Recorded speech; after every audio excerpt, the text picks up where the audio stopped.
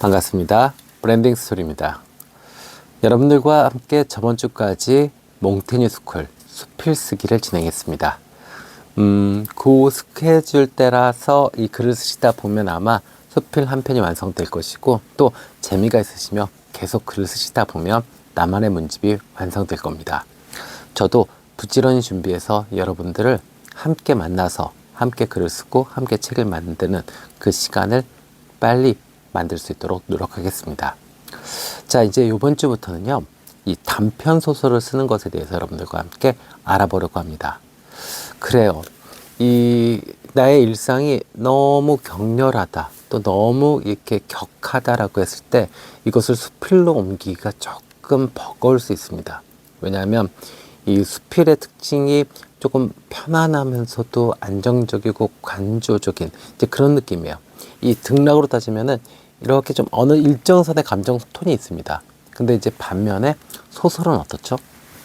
팍팍팍팍 이렇게 감정이 클라이막스로 막 치솟기도 하고 막 여러 가지 감정의 형태가 나타날 수 있죠.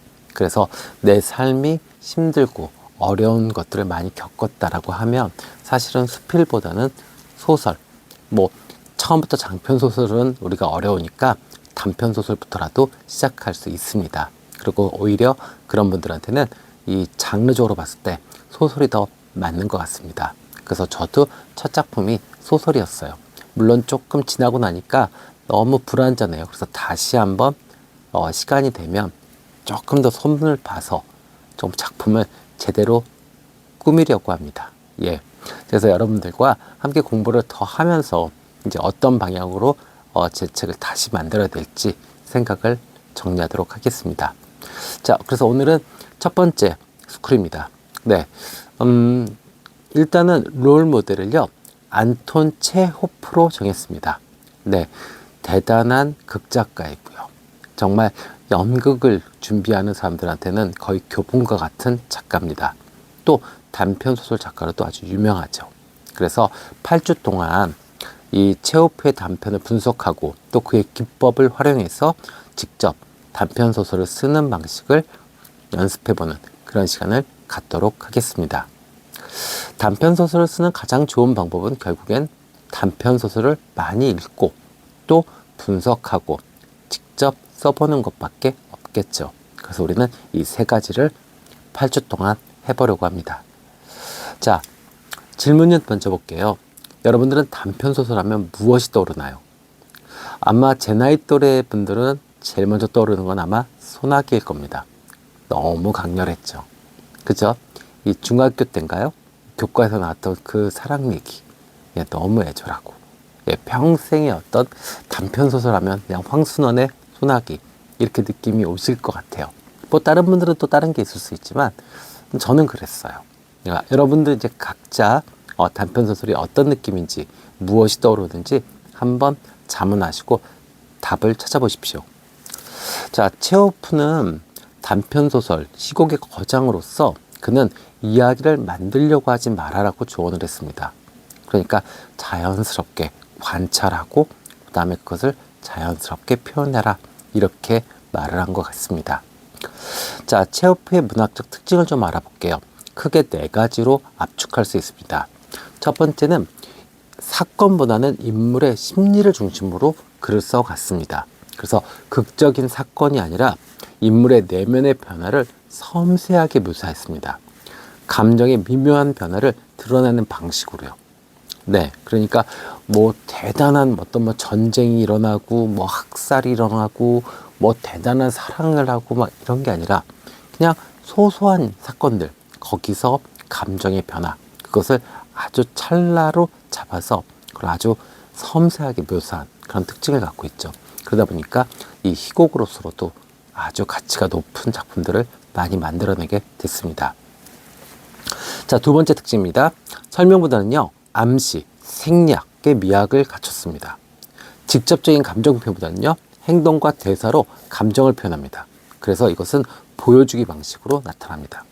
그러니까 그가 슬펐다, 우울했다, 괴로웠다, 뭐 이게 아니라 어떤 행동 표현으로 그것을 상징화시키는 작업들을 했죠. 근데 사실은 처음에 이제 글을 쓸 때, 특히나 소설을 처음 쓸 때는 저도 그런 오류에 빠졌어요. 슬펐다, 괴로웠다, 사랑했다, 뭐 이렇게 감정을 그냥 툭 나열해 버렸어요. 그게 너무 지금 생각하면 창피하고 부끄럽습니다. 그래서 우리 이걸 좀 배워보자고요. 이렇게 감정을 살짝 이렇게 틀어서, 이렇게 틀어가지고 그 행동적 특성으로 우리가 이렇게, 그러면은 거기서 우리가 유추할 수 있죠. 아, 불안해하는구나. 아, 지금 기쁘구나. 아, 지금 괴롭구나. 이런 걸 우리가 유추할 수 있습니다. 그렇죠? 자, 그 다음에 체오프의 그 소설의 특징은 열린 결말과 여운을 갖췄습니다. 그래서 뚜렷한 결말 없이 끝내는 경우가 많았습니다. 그리고 독자가 스스로 이 이야기를 완성하도록 유도하게 됩니다. 그러니까 딱 정리하는 것이 아니라 그 다음에 아, 이렇게 연결되겠구나, 이렇게 되겠구나 라고 이 열린 결말로 글을 쓰게 되죠. 그러면 그 마지막까지도 여운이 상당히 많이 남습니다. 글 자체가 긴장감이 끝까지 유지가 될 수 있죠. 그러면 사실은 좋은 소설의 기본은 갖추게 되는 거죠. 자, 또 있습니다. 일상의 순간을 포착합니다. 그래서 사소한 사건이지만 그 속에서 삶의 본질을 탐구하는 그런 글을 쓰는 것으로 유명합니다. 그러니까 우리가 글을 쓸 때 두 가지 방식이 있죠. 거대한 사건 속에서 이렇게 들어가면서 한 인간의 삶을 비추는 방식. 또 반대로 한 인간의 소소한 것을 통해서 인류의 보편적 가치라든지 뭐 어떤 담대한 어떤 주제, 이런 것을 던질 수도 있죠. 그런데 안톤 체호프 같은 경우는 이렇게 한 인물의 소소한 사건들, 감정의 변화, 이런 것을 통해서 인간의 어떤 보편적인 가치, 뭐 이런 것들을 화두로 던졌습니다. 근데 저희가 아마 단편 소설을 쓰게 되더라도 이 방식이 맞는 것 같아요. 뭐 거대한 것을 쓰게 된다라고 하면 취재해야 될 것도 많고, 사실 단편 소설의 양으로 감당하기는 좀 어려울 수 있죠. 네. 그래서 오늘은 이 안톤 체호프의 대표작 중에 하나인 귀여운 여인에 대해서 좀 알아보려고 합니다. 저 책을 한 권 사세요. 이 안톤 체호프의 그 문집, 이렇게 묶어진 책들이 있습니다. 그럼 그 안에 귀여운 여인을 한번 읽어보세요. 그러면 주인공 올렌카라는 여성이 나옵니다. 이 올렌카는 이 사랑하는 사람이 바뀔 때마다 자신의 어떤 성격이나 태도가 싹 다 바뀝니다. 네. 그녀는 자신만의 어떤 생각이나 감정을 갖지 않고 남성의 생각을 그대로 따라가는 특징을 갖고 있습니다.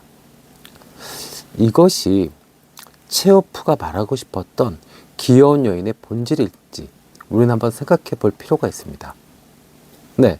그것이 체호프가 이 올렌카를 보고 귀여운 여인이라고 했는데 이것이 정말 귀여운 것인지 우리 한번 생각해 보자고요. 네. 다음 시간에 우리 책 읽고 요거에 대해서 한번 잠깐 이야기를 해보자고요. 자, 일단은 이 귀여운 여인은요, 이 안톤 체호프 같은 경우에 올렌카를 비판하지도 않고 동정하지도 않습니다. 단순히 그냥 그녀의 삶을 보여줄 뿐입니다. 그렇기 때문에 여기서는 어떤 논평이나 어떤 옳고 그름을 이야기하지 않아요. 그러니까 각자가 느끼는 방식이 다 달라지는 겁니다. 이게 참 명작의 어떤 그 글을 쓰는, 그죠? 아주 좋은 방식이죠. 그래서 우리도 조금 이렇게 글을 쓰는 게 좋을 것 같아요. 자꾸 무엇인가를 이렇게 정해주려고 그러고 우리가 어떤 메시지를 주려고 그러고 막 이러다 보면 글이 이게 소설인지 아니면 무슨 교과서인지 헷갈릴 때가 있죠. 그럴 필요 없습니다. 이렇게 각자 판단할 수 있도록 글을 쓰는 것이 좋을 것 같아요. 자, 그래서 독자가 스스로 해석하고 그리고 그 공간을 열어두는 그런 체호프 방식의 글을 우리는 배우게 될 겁니다. 자, 그래서 우리 한번 해보자고요. 체호프식으로 단락을 하나 구성을 해보자고요. 자, 제가 주제를 던져 드릴 거예요. 그럼 거기에 맞춰서 단락을 완성하시면 돼요. 자, 인물의 감정을 직접적으로 설명하시면 안 되고요. 행동과 대화로만 표현하셔야 됩니다. 자, 이 예제는 이겁니다. 한 사람이 실현당한 후의 모습을 체호프 스타일의 단락으로 써보자. 네. 자, 그럼 이제 나쁜 예는 어떻게 되겠어요? 그는 매우 슬펐다. 우울한 기분이 들었다. 뭐 이렇게 될 수 있겠죠. 이러면 이거 제일 나쁜 거죠.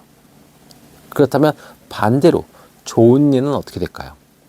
그는 식탁에 앉아서 티스푼으로 찻잔을 천천히 두드렸다.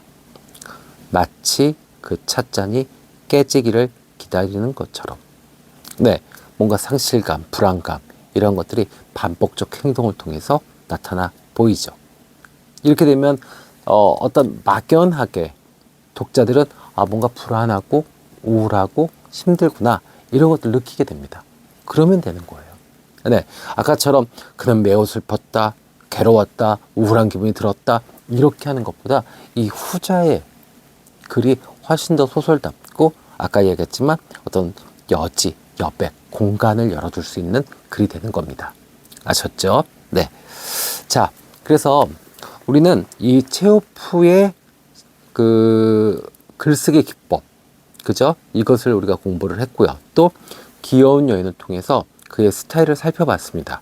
그렇죠? 그리고 직접 또 이 체호프 스타일로 단락도 써봤습니다. 맞죠? 네. 이제 과제를 드릴게요. 일상에서 평범한 순간, 그 순간들을 포착하셔가지고 단락으로 완성하십시오. 감정을 직접 표현하지 마시고 행동과 대사로만 보여주기 방식으로 글을 써보십시오.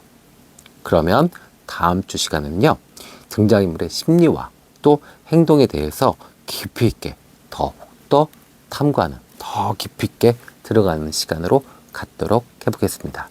아셨죠? 네. 자, 오늘은요, 이렇게 단편소설을 쓰는, 특히나 체오프 스타일로 단편소설을 쓰는 그 스쿨 첫 시간을 여러분들과 함께 해봤습니다. 네. 함께 해주셔서 감사합니다. 지금까지 브랜딩 스토리였습니다. 감사합니다.